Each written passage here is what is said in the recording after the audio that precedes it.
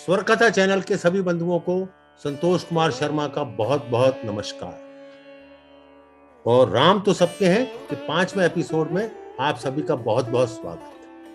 पिछले एपिसोड में हमने चर्चा की थी महर्षि वाल्मीकि की, उनके जीवन यात्रा को समझने का प्रयास किया। उसी कड़ी में आज हम बात करेंगे रामचरितमानस के रचयिता की। इससे पहले कि आज की चर्चा हम आरंभ करें, आप सभी से एक बार फिर से निवेदन है, हर बार की तरह, यदि आपने अभी तक स्वर कथा चैनल को सब्सक्राइब नहीं किया है तो कृपया अवश्य कर दें और अपने मित्रों से भी कहें, जिससे राम की वाणी घर घर में गूंजे, राम के आदर्श पूरे जनमानस में स्थापित हो। कहते हैं कि त्रेता युग में जब महर्षि वाल्मीकि जी ने रामायण लिखी तो वे इसे दिखाने के लिए कैलाश पर्वत की ओर चल दिए शिव जी के पास।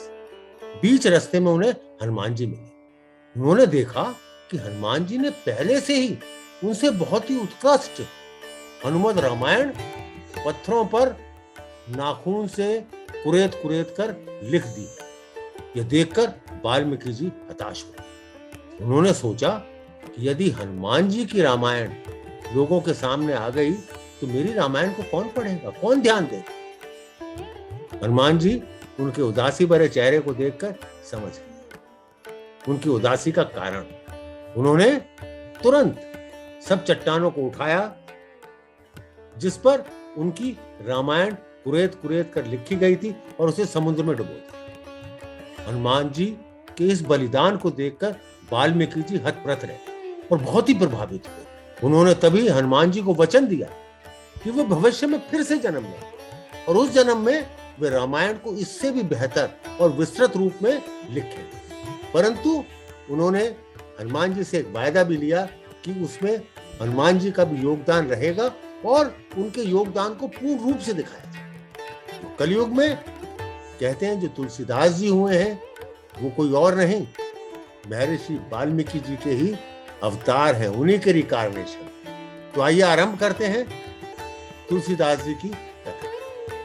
गोस्वामी तुलसीदास भक्ति काल के राम मार्ग की शाखा के एक बहुत ही मशहूर कवि रहे। इनको हिंदी साहित्य में वही स्थान प्राप्त है जो संस्कृत साहित्य में वाल्मीकि जी और वेद व्यास जी को प्राप्त है। गुरु नरहरि दास की कृपा से तुलसीदास जी भक्ति के मार्ग पर चले और गुरु नरहरि दास ही उनके आध्यात्मिक गुरु भी माने जाते।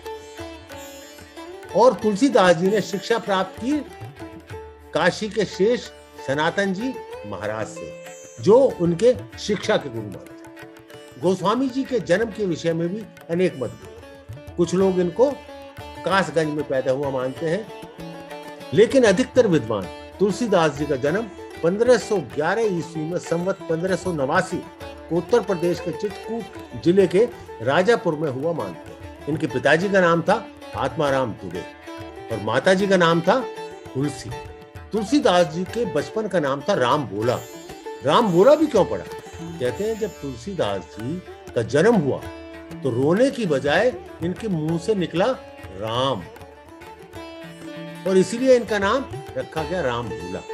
और एक बात और, इनके जन्म के समय 32 दांत और हर नवजात शिशु अपनी माँ की कोख में 9 महीने रहता है, लेकिन तुलसीदास जी पूरे 12 महीने अपनी माँ के गर्भ में रहे।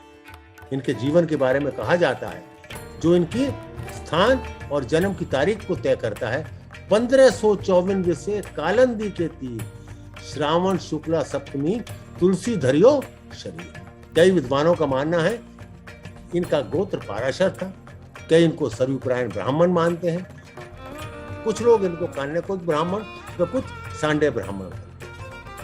जोशियों के अनुसार तुलसीदास जी का जन्म बहुत ही अशुभ समय। जन्म के दूसरे दिन ही इनकी माताजी इस संसार को छोड़कर चली गई, यानी कि स्वर्गवास हो गया। इनके पिताजी बहुत क्रोधित हुए और उन्होंने बच्चे को अशुभ मान, अभागा मान और संन्यास धारण कर लिया। जाने से पहले उन्होंने चुनिया नाम की दासी को उसके लालन पोषण का भार दिया, परंतु दुर्भाग्य 5 वर्ष के पश्चात दासी चुनिया भी इस संसार को छोड़कर चल बसी। जन्म के दूसरे दिन माता का छोड़ पिता का संन्यास ले लिया और 5 वर्ष बाद लालन पोषण करने वाली दासी चुनिया का भी चले जाए। ये दुर्भाग्य ही तो था, या भागे ही तो थे। तुलसीदास जी अकेले पड़े। तभी ईश्वर की कृपा से नर हरिदास जी ने इनको अपना लिया और राम बोला को अपने साथ अयोध्या आश्रम में रहने। तुलसीदास जी ने संस्कार के समय बिना कंठस्थ किए गायत्री मंत्र का स्पष्ट उच्चारण कर, ऐसा देखकर वहां के सभी लोग अचंभित हो गए। तुलसीदास जी इतने तेज बुद्धि वाले थे कि जो भी एक बार पढ़ लेते थे उनको कंठस्थ हो गया। संस्कार से पहले कहते हैं कि तुलसीदास जी सोए हुए, तब इनके ऊपर कुछ तुलसी के पत्ते पड़े हुए थे। तभी हरिदास जी ने इनका नाम रख दिया तुलसी राम, जो बाद में तुलसीदास जी के नाम से प्रसिद्ध हुआ। तो ऐसे राम बोला बना तुलसीदास, जिसको आज हम सभी जानते हैं। वाराणसी में करीबन 16 से 17 वर्ष तक इन्होंने अध्ययन किया, जिसके दौरान 4 वेदों का ज्ञान प्राप्त किया, 6 वेदांग का भी अध्ययन किया और पूरी संस्कृत व्याकरण कंठस्थ कर डाली, सीख डाली। अब वो अपने दोहों से, अपनी कथाओं से लोगों का मनोरंजन भी करते थे और उनको भक्ति की ओर प्रेरित भी करते थे। साधारण जन उनकी कहानियां सुनने के लिए, उनकी कथाओं सुनने के लिए बहुत ही उत्सुक रहते। कहते अपनी कथा एक बार वो सुना रहे थे, तब वहां एक पंडित जी बैठे थे जिनका नाम था दीनबंधु पाठक। वो उनकी कथा से इतने प्रभावित हुए कि उन्होंने अपनी पुत्री रत्नावली का विवाह इनके साथ किया। विवाह तो कर दिया, परंतु भी गौना नहीं हुआ। भारतवर्ष में कुछ स्थानों पर गौना एक विवाह के बाद की रस्म है, जिसमें वर अपने ससुराल जाता है और कुछ रीति रिवाज को पूरा करके अपनी वधू को साथ लेकर आता है। गौने के पश्चात ही वर वधू इकट्ठा रह सकते हैं। अब तुलसीदास जी का गौना तो हुआ नहीं था, वो फिर से एक बार अध्ययन में, परंतु एक बार अपनी पत्नी, अपनी वधू रत्नावली की याद उन्हें बहुत सताई। वो बहुत बेचैन हो गए, आतुर हो गए मिलने के। रत्नावली अपने मायके में थी, परंतु तुलसीदास जी तो इतने आतुर थे, वो बिना कुछ सोचे समझे एक अंधेरी रात में निकल गए। बहुत तेज बारिश हो रही थी और जिसके कारण यमुना नदी पूरे उफान पर। तभी तुलसीदास जी को एक लकड़ी का लट्ठा दिखा, उसके सहारे उन्होंने उफनती नदी को पार कर दिया और रत्नावली के घर पहुंचे। अब रत्नावली ऊपर रहती थी तो उनके कक्ष तक जाना था। वहां एक पेड़ के ऊपर एक रस्सी लटक रही, जिसके सहारे वो रत्नावली के कक्ष में जा पहुंचे। आपको सुनकर आश्चर्य होगा कि जो लकड़ी का लट्ठा उन्हें दिखाई दिया था, वो दरअसल में एक अकड़ी हुई लाश थी, और जो रस्सी उन्होंने देखी थी वो एक सांप था। परंतु वो तो इतने उतावले थे, इतने उत्सुक थे मिलने के लिए, उनको कुछ होश ही नहीं था। जब रत्नावली ने उनको देखा तो वो भयभीत हो गए। उनको कहा कि वो फौरन वापस चले जाए, क्योंकि गौना नहीं हुआ है। लोग क्या कहेंगे? क्या तुम्हें लोकलाज का भय भी नहीं है? रत्नावली के मुंह से एक दोहा फूटा। वो बोल उठी, अस्थि चर में देह यह, अस्थि चर में देह यह, तासो ऐसी प्रीत, नेकू जो होती राम से तो काहे भवभीत। इस दोहे के माध्यम से रत्नावली ने तुलसीदास जी को समझाया कि आप हाड़ मांस के शरीर से जितना प्रेम करते हैं, यदि उसका आधा भी भगवान से कर ले तो भव सागर को पार हो जाए।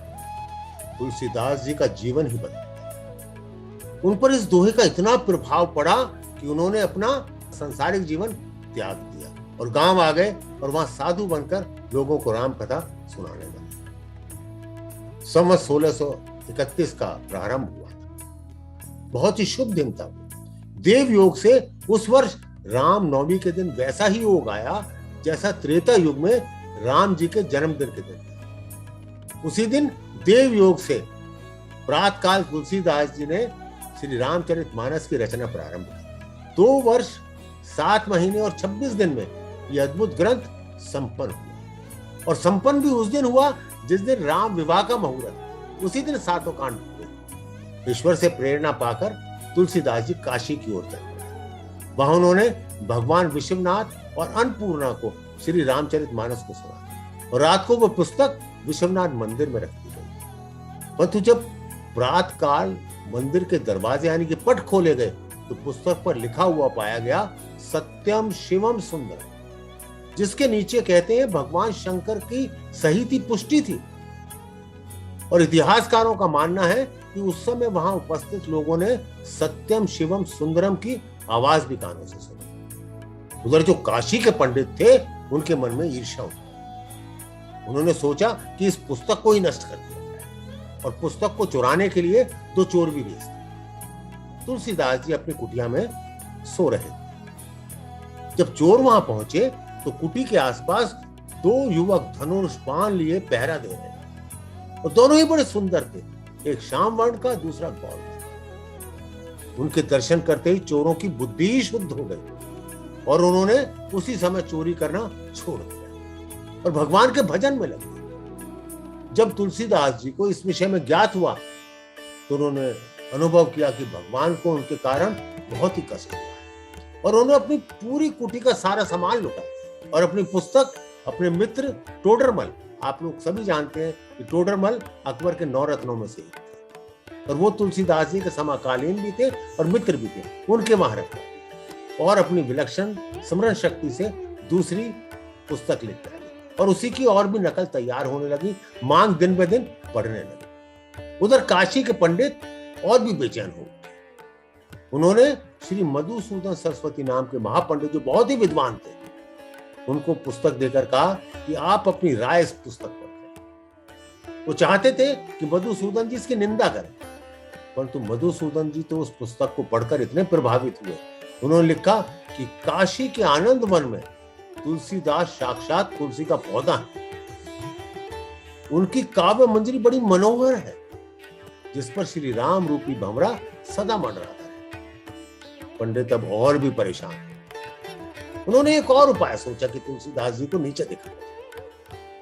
वो काशी के विश्वनाथ मंदिर में गए और भगवान विश्वनाथ के सामने सबसे ऊपर वेद, उसके नीचे शास्त्र, शास्त्रों के नीचे पुराण और सबसे नीचे रामचरितमानस रखा। परंतु ये क्या चमत्कार! प्रात काल जब मंदिर खोला गया तो लोगों ने देखा कि श्री रामचरितमानस सबसे ऊपर रखे।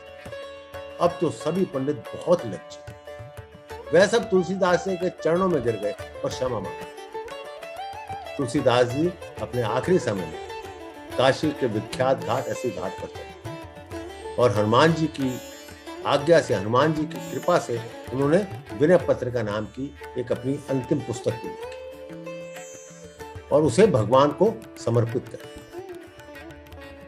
संवत 1680 में राम राम कहते हुए उन्होंने अपने इस नश्वर शरीर का परित्याग किया, परंतु जाने से पहले वो विश्व को एक ऐसी कृति दे गए जो केवल एक राम कथा नहीं है, एक जीने की कला है, एक ऐसे आदर्शों की शिक्षा दे गए जिसको यदि समाज अपना ले तो विश्व में शांति फैल जाएगी, हर कोई सुखी हो जाएगा। वो कहते हैं राम राज्य की कल्पना जो की गई है वो इसी किताब के ऊपर, इसी पुस्तक के ऊपर आती है। आप सभी का बहुत बहुत धन्यवाद। हाँ, तुलसीदास जी के जीवन में और भी अनेक रोचक प्रसंग, अब उनकी भी चर्चा करेंगे अगले एपिसोड में, क्योंकि उनके बिना तुलसीदास जी के जीवन की कहानी अधूरी रह जाएगी। तो आप सभी से निवेदन है कि प्रतीक्षा कीजिए अगले रविवार। तब तक के लिए मुझे आज्ञा दीजिए। आप सभी का बहुत बहुत धन्यवाद। जय श्री राम, जय श्री राम, जय श्री राम।